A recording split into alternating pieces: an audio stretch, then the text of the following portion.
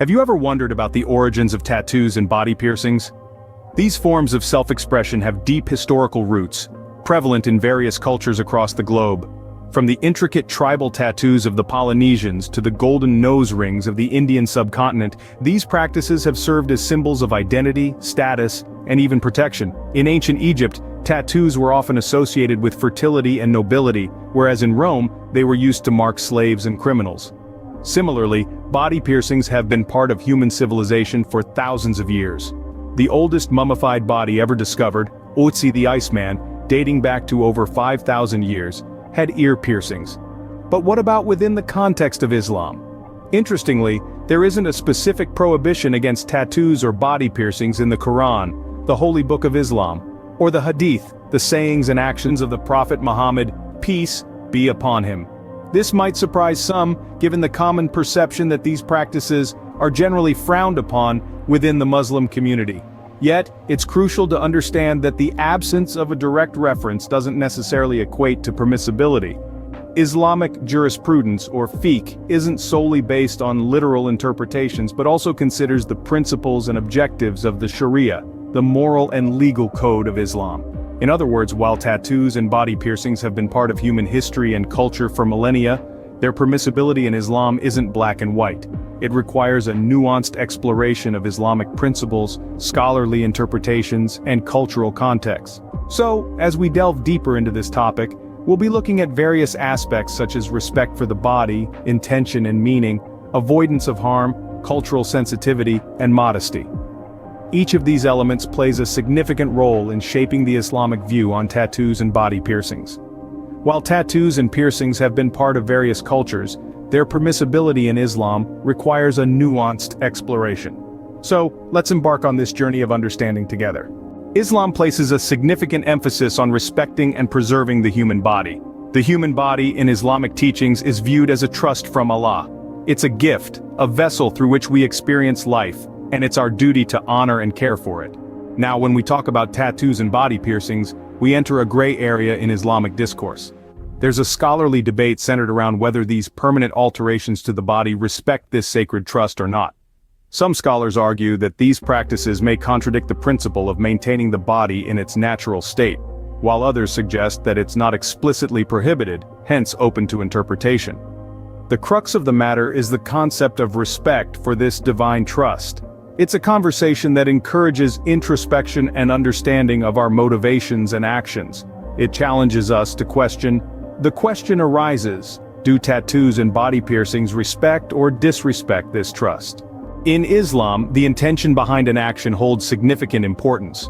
In Arabic, this concept is referred to as niyyah. Niyyah is not just about the action you're performing but why you're performing it.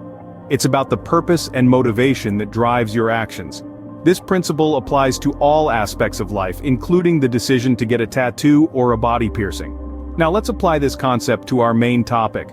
When considering getting a tattoo or a piercing, one should reflect upon the intention behind it.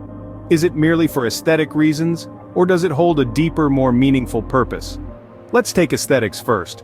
While there's no denying that tattoos and body piercings can be beautiful and artistic, if the sole intention is to enhance one's physical appearance or follow a trend, it may not align with the Islamic emphasis on inner beauty and modesty.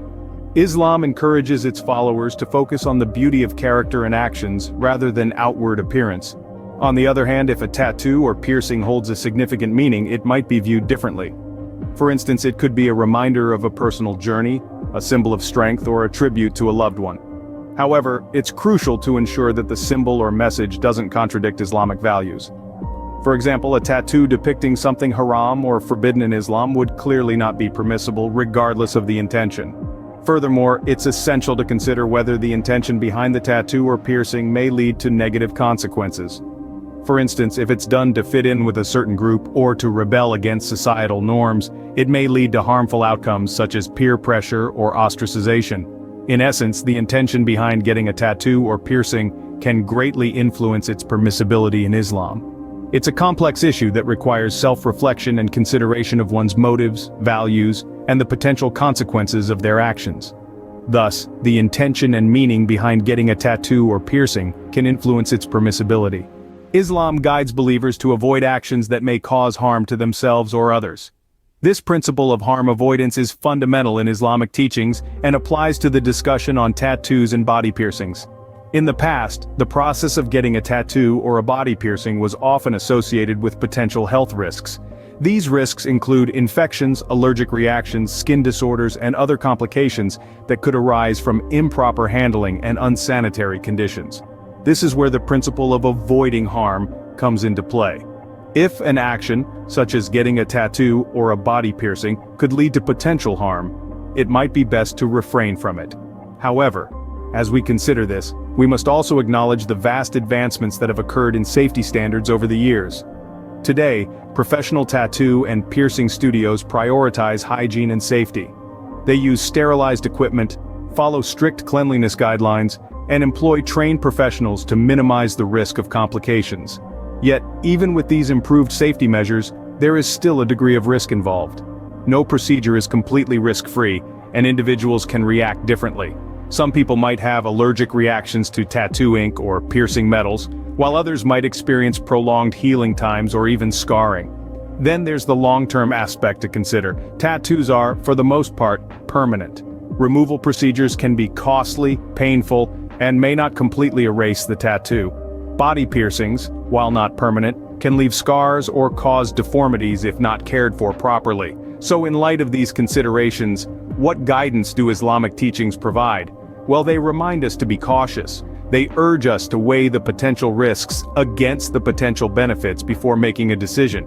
They encourage us to take care of our bodies, to respect this trust we have been given, and to avoid actions that could cause harm. Therefore, the potential harm and health risks associated with tattoos and piercings are important considerations. It's not just about the act itself, but also the potential consequences that come with it.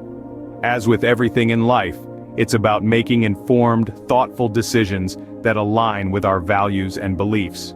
Islam acknowledges cultural diversity and encourages modesty in appearance and behavior. Welcome to the fifth part of our exploration, where we delve into the cultural sensitivity and modesty aspects of tattoos and body piercings in Islam. Islam is a religion that embraces diversity and respects varying cultural practices, provided they align with its core principles. In many cultures around the world, tattoos and body piercings hold deep-rooted traditional significance. These practices might not merely be expressions of individuality, but markers of identity, rites of passage, or symbols of communal belonging. From an Islamic perspective, if these cultural practices do not conflict with Islamic values, they might be viewed with a lens of understanding and respect.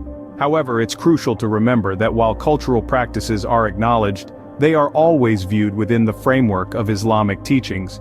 This brings us to the principles of modesty and privacy in Islam. Modesty, or haya in Arabic, is a fundamental value in Islam. It is not only about dressing modestly but also about behaving modestly. It encourages individuals to maintain a balance between self-expression and humility. When considering tattoos or piercings, a Muslim might ask, does this enhance my modesty or does it attract undue attention? This is closely tied to the concept of privacy, or satr. In Islam, certain parts of the body are considered awra, which should be covered in public. Tattoos or piercings that necessitate the exposure of these areas may contradict this principle. In essence, cultural sensitivity and modesty are not independent concepts. They are interconnected, guiding Muslims to respect cultural diversity while maintaining their humility and privacy. This balance is a beautiful representation of the wisdom in Islamic teachings. Thus, cultural sensitivity, modesty, and privacy are key factors when considering tattoos and body piercings from an Islamic perspective. In the next and final part of our exploration, we will sum up our discussion and draw conclusions on the Islamic perspective on tattoos and body piercings. Stay tuned. In conclusion, the Islamic view on tattoos and body piercings is nuanced and open to interpretation.